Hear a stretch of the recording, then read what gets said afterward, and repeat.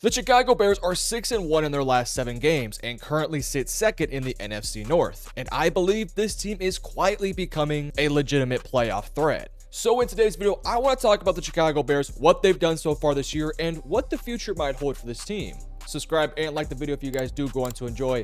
Let's hop into it. So as I've mentioned, the Chicago Bears are 6-3, and frankly, I feel like a lot of us expected them to be around this range given what their schedule ended up looking like. We'll talk about their schedule and their wins here in just a moment, but let's go ahead and hop into some statistics that prove that this offense is one of the better offenses out there. On the offensive end, they're 7th in points per game, 3rd in yards per game, and 10th in touchdowns per game. They're also 10th on third down conversion rate. They're one of the best running football teams. You guys can read the numbers on the screen. And passing the football, they're definitely in the top half too. Now, defensively speaking, they do leave a lot to be desired. They're 28th in opponents' points per game, 27th in opponents' yards per game, 29th in opponents' touchdowns per game. They're not great against the run. They're not great against the pass. It's been a pretty disappointing year for their defense. And it's been disappointing against offenses that really are not that great. With that said, let's look at their schedule now and what they've done so far this year and kind of talk about what's went well and what's went bad. So to start the year off, they began the year 0-2 with a bad loss to Minnesota, a game in which they probably should have won, but then JJ McCarthy, or should I call him 9, goofy ass, decided he was going to wake up in the fourth quarter and played very well and ultimately came back to beat the Chicago Bears.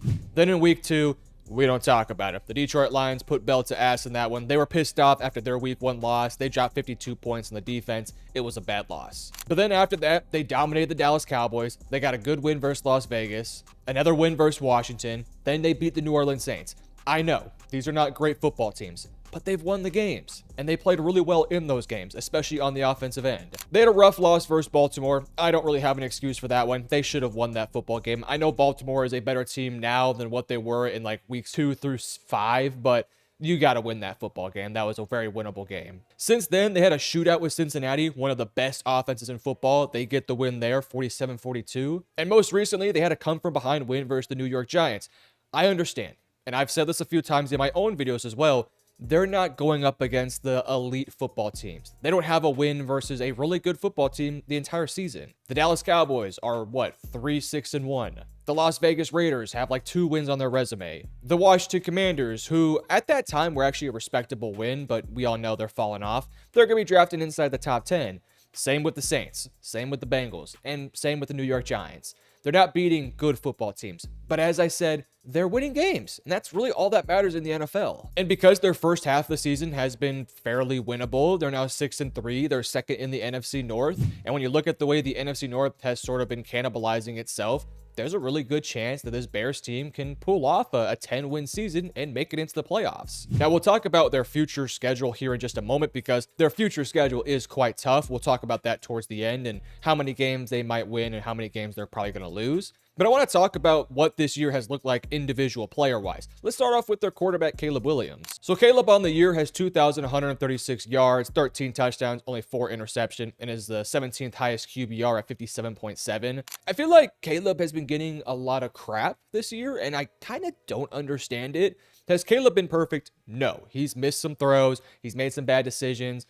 You can still see that he's adjusting to this Ben Johnson system. But I feel like he's exceeding my expectations for this year because I really felt like it was going to be a completely new learning curve for the guy. I mean, Ben Johnson's system is a very almost robotic type of a system in which a guy like a Jared Goff would find success, right? Guys that can play on time, in rhythm, play with anticipation, all that stuff. Ben Johnson does not need a Superman, right? And that's what Caleb Williams has been his whole career. He has been Superman. He has been the guy that runs around, extend plays, makes incredible on the run throws, and does all that fun stuff that you see guys like Josh Allen, Lamar, Patrick Mahomes, and all the other great quarterbacks in college that have done that for years. That's what Caleb's done his whole career through college, no matter if it was at Oklahoma and then at USC. In his first year here in the NFL, he was basically doing that.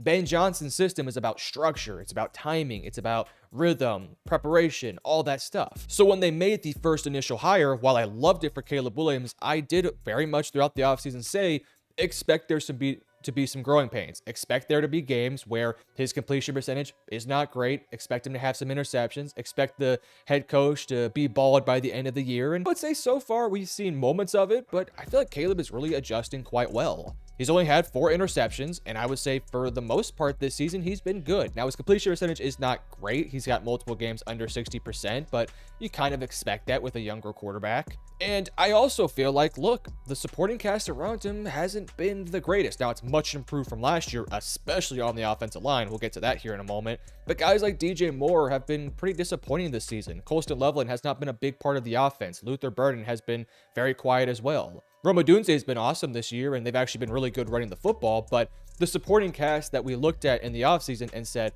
man, they got all this talent, hasn't really panned out to the same level we thought it would. So a lot of it's being put on Caleb Williams' shoulders, and of course, a balanced running attack to help this offense score a lot of points. And so far this year, I read the numbers earlier to you, this is one of the better offenses out there. I think Ben Johnson's doing a whale of a job getting the ball out of Caleb's hand early, and at times allowing Caleb to make some Superman-like plays. Really quickly, I want to talk about the offensive line. Look, the left tackle position has sort of been just confusing. There's been a lot of different guys that have played there, so I won't talk specifically about that one.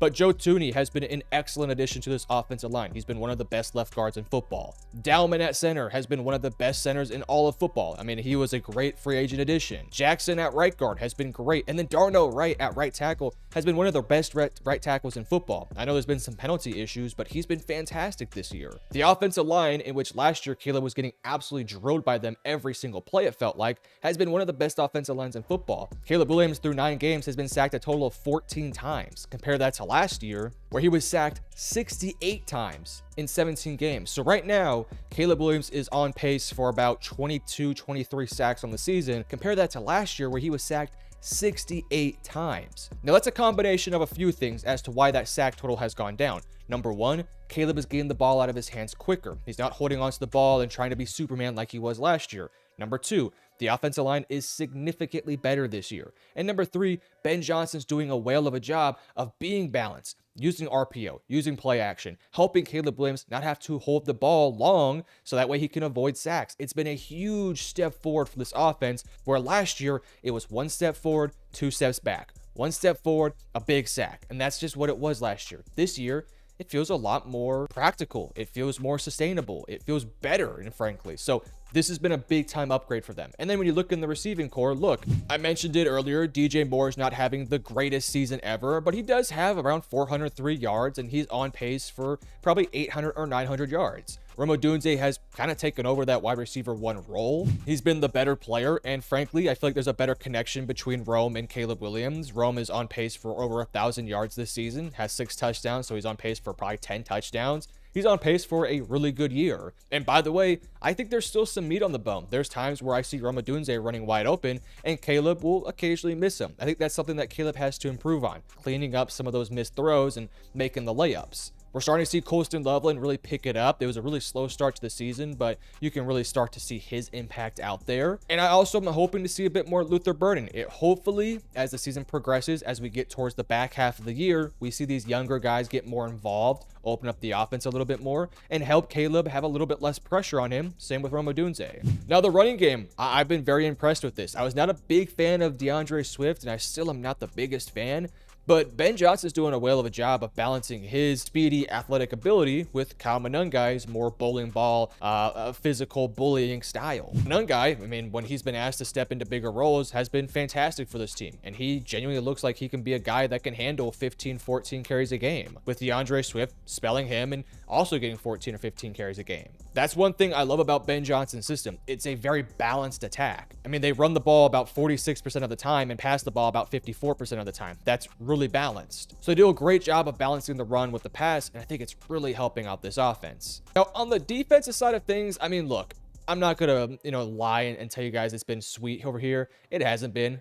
This defense has not been as good as what we thought it was going to be. Despite it having some really good talent, it just hasn't been great. I don't think that Dennis Allen is the greatest defensive mind ever, but it also is pretty obvious that there's some pieces here that could be playing better. They've had some injuries too. Corners, linebackers, they've had some dudes miss time.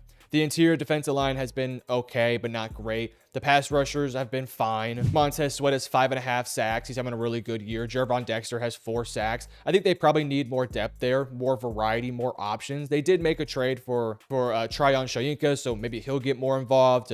But the Dayo Odeyingbo move was really not a great move for him, for this team. He has not been great. Of course, Kyler Gordon's now on IR. Jalen Johnson's on IR. A lot of your bigger, better players are not playing this year, so I do kind of feel bad for this team, as well as Shamar Turner's on IR too. But at the same time, you got to adjust. You got to play better. They're not really doing that. Austin Booker's coming around a little bit more as a pass rusher. But again, with all the injuries to this defense and just some guys not playing up to the level you would want them to play, it's been disappointing. Now, Kevin Byard's been really good, being able to force some turnovers. You're getting a couple guys here and there that are making some plays. I expect in the offseason for them to, spend a decent amount of money here on the defense. I would not be surprised, and this is projecting here in the future, I wouldn't be surprised if they try to open up a bit of cap by getting rid of a guy like DJ Moore to spend a little bit more on defense, maybe adding a pass rusher, adding a linebacker, adding some pieces to the secondary. There's some work on this defense that can get done because I feel like they have to play better. In the second half of the season, which we'll get to here in just a minute,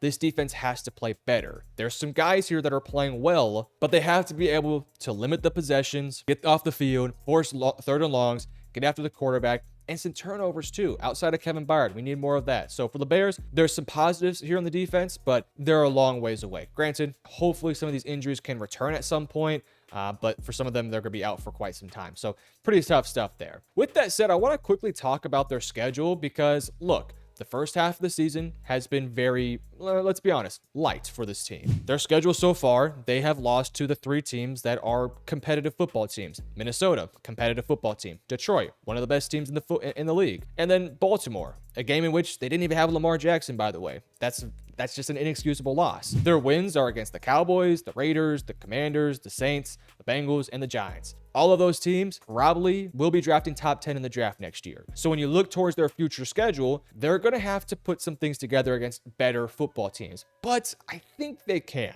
Because I look at this offense, I know they can put up points. And I think there's a path for this defense to make some plays to just play a little bit better. Not great, but a little bit better. Keep them in games, right, to where it's a one possession game late, and then it just comes down to which team has the ball last. And that could really help their chances of winning games. Look, they're 6-3.